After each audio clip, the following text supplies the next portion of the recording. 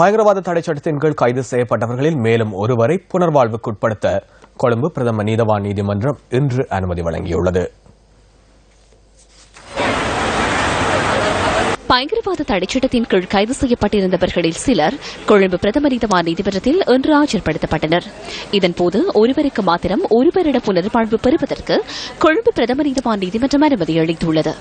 வவுனியாவில் உள்ள பூந்தோட்டம் புனர்வாழ்வு நிலையத்துக்கு குறித்த சந்தேக நபரை அனுப்புவதற்கு நீதிமன்றம் அனுமதி அளித்துள்ளது.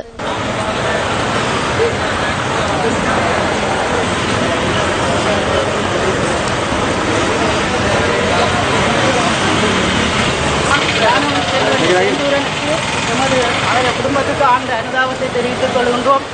மாணவராகிய நீங்கள் இப்படியான செயல் வடிவங்களில் ஈடுபட வேண்டாம் என அன்போடு கேட்டுக்கொள்கின்றோம். தமிழ் அரசியல் கைதிகளின் விடுதலைக்காக அனைவரும் தொடர்ந்து போராட வேண்டும்.